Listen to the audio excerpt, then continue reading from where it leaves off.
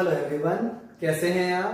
I think we all are very well and very energetic. बेटा, today we are going to start our class 11 subject maths topic, binomial theorem, and we have done exercise 8.1 of our NCERT book, and we discussed about two words in for exercise 8.2, and which are journal terms and middle terms.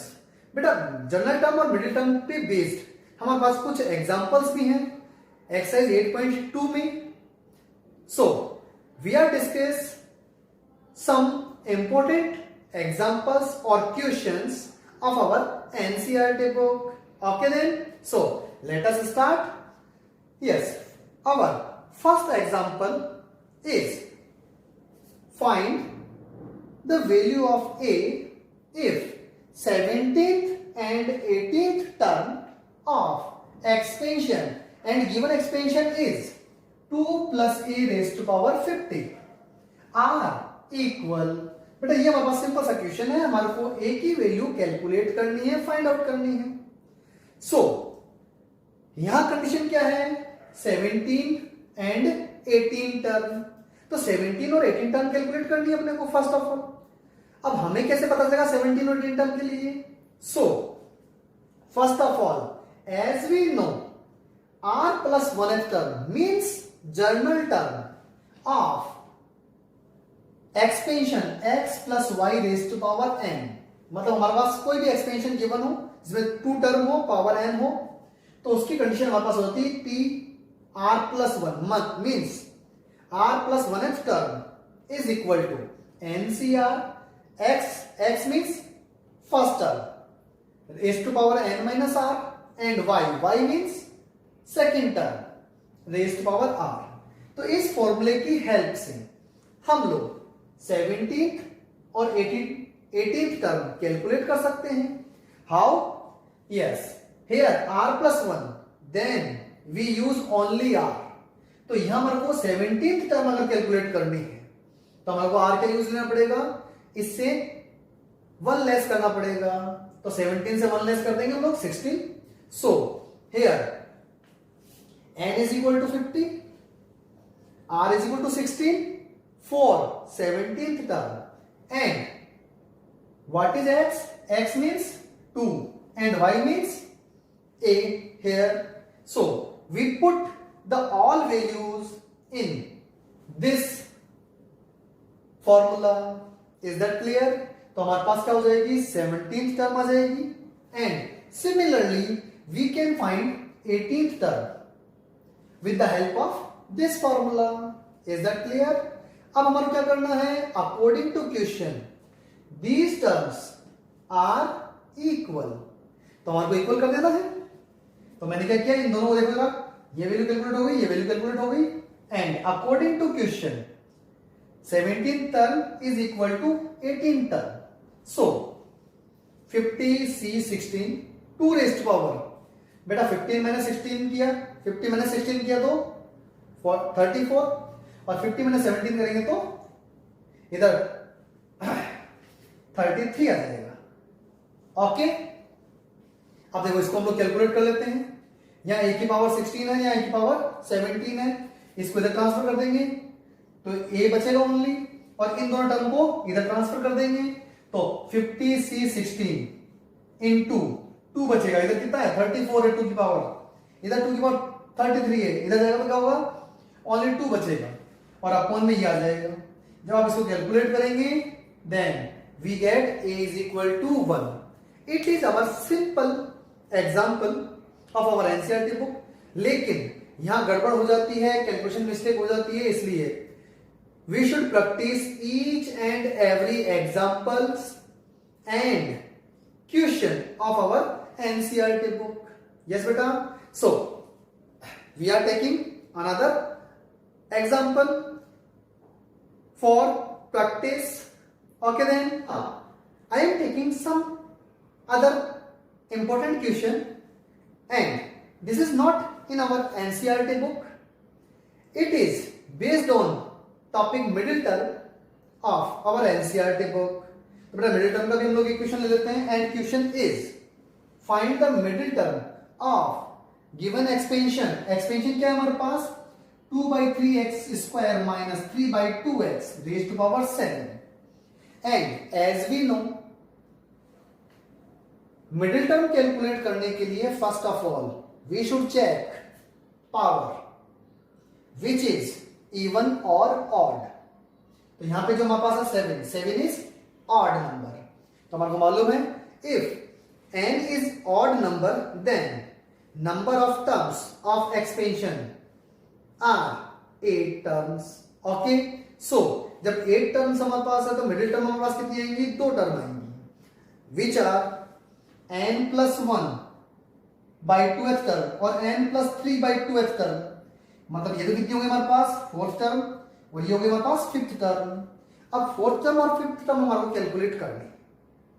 For finding the value of 4th term and 5th term we should use general term of expansion. तो general term का formula हमारे को मालूम है क्या?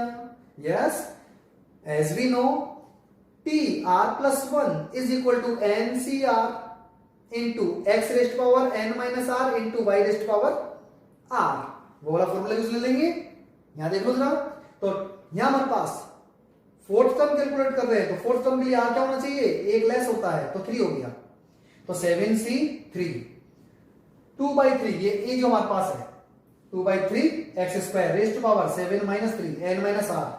और इधर बेटा ध्यान रखना है माइनस साइन यूज लेना है. माइनस साइन है यहाँ पे. अगर आपने ये यूज नहीं लिया तो माइनस प्लस की मिस्टेक हो जाती है. So we use b with sign. Positive है तो कोई दिक्कत नहीं, अगर नेगेटिव आ जाता है तो यहाँ प्रॉब्लम आ जाती है, माइनस प्लस की मिस्टेक हो जाती है. Okay then, so we put the values from here. Okay, तो ये हमने वैल्यूज पुट कर दी. अब देखो 2/3 रेस्ट पावर कितना होगा? 4. ये मैंने मेंशन कर दिया. अब यहाँ पे x² है भाई, x² की पावर 4 तो x² की पावर 4 कितनी हो गई? 8. सेम हियर 3/2 है, पावर क्या है? ऑड है तो इसलिए माइनस आएगा. यहां हमारे पास क्या जाएगा कंडीशन? देखो ये माइनस है तो इसको अब जब हम लोग सोल्व करेंगे तो ये माइनस मैंने आगे शिफ्ट कर दिया. और यार 3/2 की पावर 3 होगी, x की पावर कितनी होगी? 3. अब ये x की पावर 8 है, ये x की पावर 3 है, कैंसिल आउट हो जाएगा x की पावर 5. इधर 2/3 की पावर 4 है और 3/2 की पावर कितनी है? 3 है. तो एक टर्म बचेगी हमारे पास 2/3, बाकी कट जाएगी. 2/3 बच गया हमारे पास. नेगेटिव साइन एडिटिव रख दिया. सेम पैटर्न इधर सोल्व करेंगे. T5 के लिए 2/3 की पावर कितना होगा? 3 और यहाँ x² की पावर 3 मतलब x6 और इसको भी सोल्व कर लेंगे हम लोग. लेकिन यहाँ पे देखो नेगेटिव की पावर क्या है? इवन नंबर है. तो इवन नंबर आता क्या होता है? नेगेटिव एलिमिनेट हो जाता है, इसलिए हमने यहाँ पे नेगेटिव कहीं यूज नहीं किया. Okay, it is equal symbol. Okay, now 7c4 क्योंकि 5 के लिए हमारे पास n-1 होता है तो 4 ले लिया अपने पास. 2/3 ऐसे आ गया. अब देखो ये दो टर्म है, इनमें क्या होगा? एक टर्म बचेगी. नेगेटिव नेगेटिव तो पॉजिटिव हो जाएगा, पावर इवन है इसलिए एक टर्म बचेगी. कौन सी? 3/2. और यहाँ पे x पावर 6 है, यहाँ x पावर कितनी है? 4. कैंसिल आउट हो गया, x² बच जाएगा. अब ये जो टर्म हमारे पास है इसको आप कैलकुलेट कर सकते हैं easily. Okay, now I am taking one other most important question of our NCERT book. Yes बेटा, our third example, it is our NCERT book example. Okay, and the example is find the coefficient of x raised to power 6 y raised to power 3 in the expansion x plus 2y raised to power 9. अब बेटा simple सा question है ये हमारे पास और ऐसे question हमारे पास NCERT book में भी गिवन है. ओके, हमें केवल इसका कोफिशिएंट कैलकुलेट करना है. तो कोफिशिएंट कैलकुलेट करने के लिए अब हमें क्या मालूम कि कौन सी टर्म में ये कंडीशन आएगी. जब हमारे को टर्म नहीं पता होती है then we use general term of given expansion. So let x raised to power 6 y raised to power 3 occurs in r+1th term of given expansion। तो हमारे क्या चाहिए, r+1th टर्म कैलकुलेट कर लेते पहले। तो मैंने ये फॉर्मूले में वैल्यू पुट कर ली जनरल टर्म वाले फॉर्मूले में। यहाँ n की वैल्यू 9 है, r एज इट इज रहने देंगे और इसमें वैल्यू पुट कर देंगे। फर्स्ट टर्म x है, सेकंड टर्म हमारे पास 2y - 1 है। ओके, तो हमने इसको सिंप्लीफाई किया। अब देखो जरा, हमें चाहिए कोफिशिएंट ऑफ x⁻6 और y⁻3। जब हम लोग इस वैल्यू यहाँ पे x और y की जो पावर है उसको अगर हम लोग कंपेयर करते हैं इनसे, तो देखो जरा, यहाँ y3 है, यहाँ y कितना है r, तो r की जगह हमारे क्या पुट करना चाहिए 3। So we should put r = 3 in this term. जैसे हमने यहाँ पुट किया तो हमारा कंडीशन आ गई 9c3 x⁻6 2⁻3 y⁻3। हमें चाहिए क्यों कोफिशिएंट, तो यहाँ जो वेरिएबल है हमारे पास x एंड y उनको हटा देंगे और जो बाकी कांस्टेंट टर्म बचेगी हमारे पास like this, it is coefficient of x⁻6 y⁻3। अब इसको कैलकुलेट करोगे आप, सो आंसर इज 672। ओके बेटा, चलो एक क्वेश्चन और ले लेते हैं हम लोग, एक्सरसाइज 8.2 का।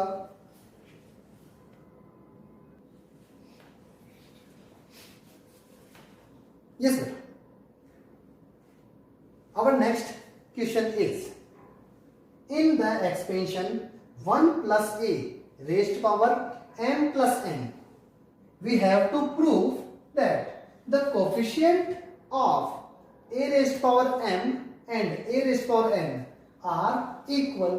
तो हमारा क्या करना है इस एक्सपेंशन में, अगर हम लोग इसको एक्सपेंड करते हैं तो जो टर्म हमारे पास आएगी a raised to power m वाली उसका कोफिशिएंट, और जो टर्म हमारे पास आएगी a raised to power n वाली उसका कोफिशिएंट, दोनों क्या होंगे इक्वल होंगे, ये प्रूफ करना है। चलो सिंपल सा अपन कंडीशन कैलकुलेट कर लेते हैं।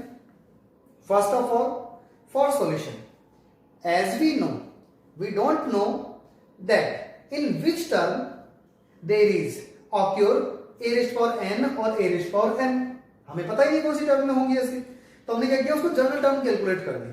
सो हमने सपोज कर लिया r+1 जो टर्म है उसमें तो a raised to power m वाला ऑक्योर हो रहा है, और दूसरी मैंने कंडीशन ले ली s+1। जैसे हमने r+1 लिए वैसे हम लोग s+1 भी ले सकते हैं, ये कोई जरूरी नहीं है, आप एक ही टर्म से दोनों कैलकुलेट भी कर सकते थे, है ना। तो मैंने क्या किया यहाँ पे r+1th टर्म क्या होगी m + n, क्योंकि n की वैल्यू जो हमारे पास यहाँ पे देखो जरा m + n है, ये प्रॉपर n है, सो m + n cr। अब 1 की पावर जो हमारे पास ये कंडीशन है m + n - r, 1 की पावर चाहे कुछ भी हो, finite term it will be always 1, तो ये तो 1 हो जाएगा, तो हमारे पास हो जाएगा a raised to power r। Same case में हमारे पास m + n cs, ये 1 हो जाएगा और ये a की पावर s होगा। हमें चाहिए a की पावर m और a की पावर n, तो a की पावर m के लिए हम लोग यहाँ क्या करेंगे, r की जगह पुट कर देंगे m और यहाँ s की जगह क्या पुट कर देंगे n। चलो वैल्यू पुट कर लेते हैं इसके अंदर, ये तो हटी है हमारे पास, कोफिशिएंट का मतलब ये बचा केवल, इधर इसमें कोफिशिएंट का मतलब ये बचा केवल, तो देखो कोफिशिएंट मैंने मेंशन कर दी। इसको सोल्व कैसे करते हैं हम लोग, फॉर्मूला होता है हमारे पास NCR का formula. Yes, as we know NCR is equal to n factorial upon r factorial into n minus r factorial. ये सिंपल सा फॉर्मूला हमने यहाँ पे अप्लाई कर दिया, तो m plus n factorial upon m factorial, और इसमें से जब मैं इसको माइनस करूंगा m से m कट जाएगा, n फैक्टोरियल बच जाएगा। ओके, सेम पैटर्न पे यहाँ पे n से n कट जाएगा और m बच जाएगा। देख लो दोनों वैल्यूज क्या हो रही हैं, इक्वल आ रही हैं। So it is proof that coefficient of a raised to power m and coefficient of a raised to power n are equal. तो बेटा ऐसे क्वेश्चंस हम लोग सोल्व कर सकते हैं। ओके, नेक्स्ट वीडियो में हम लोग क्या करेंगे, मिसलिनियस 8th के कुछ मोस्ट इंपोर्टेंट क्वेश्चंस लेंगे और एग्जांपल्स भी लेंगे। Okay, thank you, best of luck.